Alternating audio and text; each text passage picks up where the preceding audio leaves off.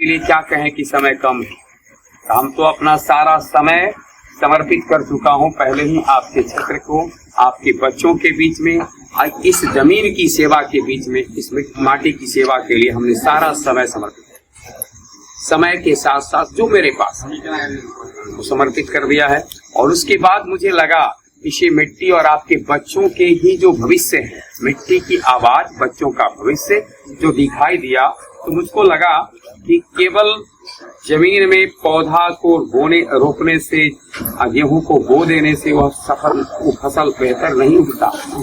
जरूरी है कि क्लाइमेट भी अच्छा होना चाहिए, वातावरण भी अच्छा होना चाहिए, सिंचाई तो होनी ही चाहिए और साथ साथ वातावरण भी बेहतर होना चाहिए। वातावरण का निर्माण करते हैं नेता लोग, हमारा जो राजनीति है वो कर रही है, उसके द्वारा हम निर्मित हो जाते हैं। हमारे यहाँ बाढ़ आ जाती है, कभी कभी जल जमाव रहता है तो हम लोग सोचते हैं भगवान कहिया एकरा सुखा देते हैं, लेकिन इतनी नदी से होने के बाद भी कोई नहर जैसी कोई स्कीम नहीं आती है जिससे कि जल जमाव को हटाया जाए।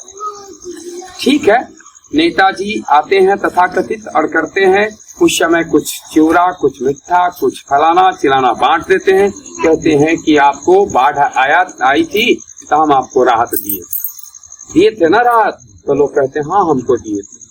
अब जरा सोचिए कि सबसे पहले हमें जबरदस्ती गरीब बनाया गया है, और गरीब बनाकर, यानी इसे कहते हैं ऐसे कि पैर काट दिए और बैसाखी दे रहे, और हमारा काम कहा जा रहा है क्या, आपको बैसाखी दे रहे, और कोई इसको गिनाया जा रहा है।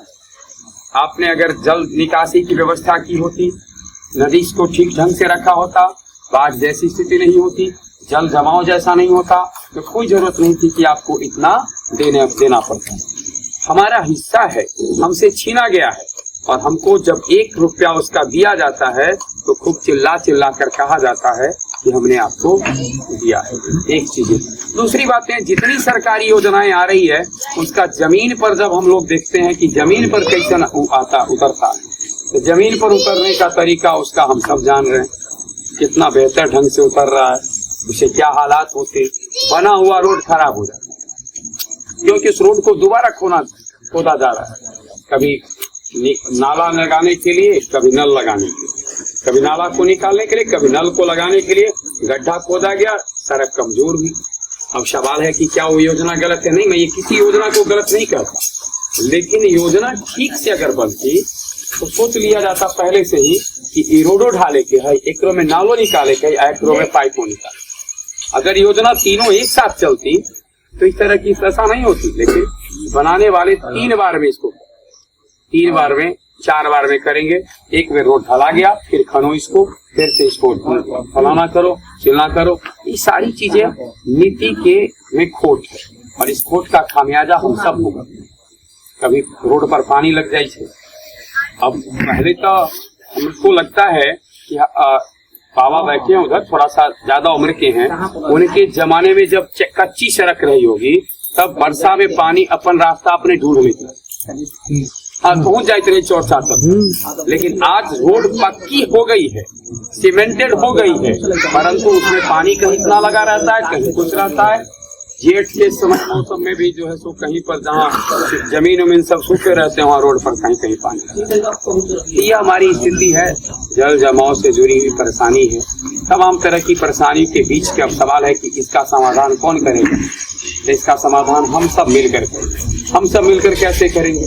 अब उठता है कि हमारे पास क्या है, आप ही के पास सब कुछ है। आपके पास वह मत है जिसको एक बार आप देते हैं तो बड़ा सा परिवर्तन है।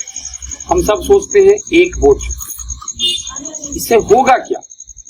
बहुत बड़ी क्रांति है वो, बहुत बड़ा परिवर्तन है वो। 1 वोट बहुत कुछ कर सकता है।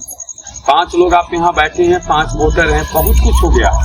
क्योंकि इसी तरीके से 1-1 वोट मिल करके 1000 बनता होगा, 10,000 बनता होगा, और उस वोट से जो है सो कोई व्यक्ति जीत करके जाता है, कोई पराजित होता है। तो हमें अपना निर्णय लेना चाहिए। पहले तो मैं निवेदन करूंगा आप तमाम मतदाताओं से कि महान पर्व है लोकतंत्र का, पूरी निष्ठा ईमानदारी से वोटिंग करें, जरूर वोट डालें, निश्चित ही वोट डालें। और उसके बाद मैं भी एक प्रत्याशी हूँ, आपके बीच में आया हूँ, मेरी बात कही गई कि मैं 15 वर्ष से आपके बीच में सेवा कर रहा हूँ शिक्षण कार्य का। मैं भी प्रत्याशी हूँ। मुझे बगैर जांचे, बगैर परखे, बगैर विश्वास के वोट मत करें। क्यों करिएगा मुझे वोट? मैं यही अपील करता हूँ कि आप जानिए, पहले जिसे आप देने चले हैं उसे बगैर जानिए क्यों दे देते? जानना चाहिए। अब कैसे जानिएगा उसको? तो उसका लोग कहे ना, जब हम लोग जाते हैं कहीं पर कुछ करने के लिए तो पता करते हैं, बैगनों वैगनों खरीदते वक्त देख लेते हैं, परख लेते हैं। अब अंदर से क्या है इसको लोग अंदर में नहीं घुसता, अलग बात है, लेकिन बाहर से तो लोग कम से कम देखता है ना कि कैसा है। आपके पास जो व्यक्ति आता है वह व्यक्ति, उसकी उम्र 40 साल, 30 साल, 35 साल ऐसे होती है। 35 वर्ष पीछे आखिर वो कर क्या रहा था, उसका बैकग्राउंड क्या है, बैक हिस्ट्री क्या है, ये तो हम पता कर सकते हैं। हमारे पास अभी भी वक्त है। नॉमिनेशन हो गया, नॉमिनेशन के बाद कैंडिडेट के नाम की घोषणा हो गई। अब इस पार्टी के ये, इस पार्टी के, इस पार्टी के ये, तो अब आप उनका अतीत जानिए कि पार्टी में के जो ये हैं ये क्या क्या किए हैं, क्या क्या करते थे, कैसे रहते थे। इसको जानना हमारा धर्म है। वो जो आएंगे कहने के लिए, कितना लगता है, कितना सच बोल देंगे कि मैं क्या किया हूँ? मैं कितना सच बोल दूंगा आपके बारे, आपके पास आकर? ऐसे मैं व्यवहार से शिक्षक हूँ, थोड़ा सच बोलने की गारंटी है मेरे पास, क्योंकि मैं काम किया हूँ शिक्षक का, तो उसकी गारंटी है कि थोड़ा सच बोलूंगा। लेकिन फिर भी मैं बोलूंगा मैं इतना महान हूँ, मैं इतना कर रहा हूँ, अपने मुख से बोल रहा हूँ। आप पता करिए, आप खूब पता कीजिए कि आपने जिसको अगना साफ करने के लिए झाड़ू थमाया था वो ठीक से साफ किया है कि नहीं किया। अगर वो साफ किया है तभी उसको दरवाजा साफ करने के लिए कहिए, वरना उसके हाथ से झाड़ू छीन लीजिए, किसी दूसरे को दीजिए।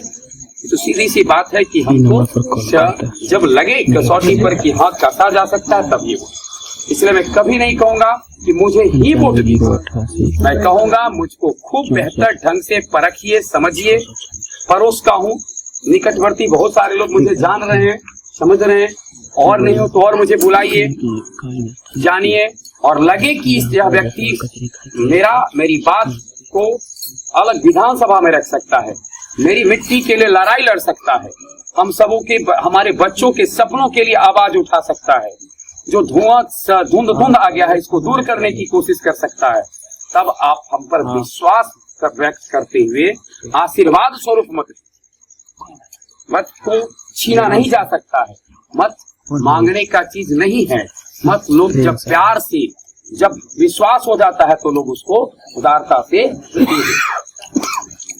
हम कहेंगे छीन लें तो भी नहीं, बैठो ना। जब हम आपको कह दें कि छीना तो छीन नहीं सकते, संभव है? उसी तरह से ना मांगे भी नहीं सकते। एक काम हम कर सकते हैं, क्या? हम आपसे निवेदन करेंगे, विनती करेंगे, हम अपनी पात्रता बताएंगे, आप प्रसन्न हो जाएंगे। तो जिस प्रकार से भगवान से कोई भक्त आशीर्वाद नहीं छीन सकता, अपनी भक्ति से केवल भगवान को प्रसन्न करते रहता है, और जब भगवान प्रसन्न होते तो वरदान उसको दे देते हैं। उसी प्रकार से एक नेतृत्व करने वाला व्यक्ति आपके पास अपील करने आएगा, और अपील करते हुए जब आपका विश्वास ही हो जाएगा तो आप प्रसन्नता से उसको मत दे दीजिएगा। तो मेरा अपील था, आप सबों ने बहुत बहुत अवसर दिया है हमको, जिसके लिए मैं आप सबों के प्रति आभार व्यक्त करता हूँ। बहुत बहुत आपने हमें अवसर दिया है, और कभी कभी मैं सौभाग्यशाली से भी समझता हूँ अपने आप को कि आप लोगों के बीच में रहकर हमें कुछ करते रहने का अनुभव मिला है। किसी किन्हीं व्यक्तियों को अगर कुछ और जानना है मुझसे तो जान सकते हैं, पूछ सकते हैं। पार्टी का नाम बताना मैं भूल गया,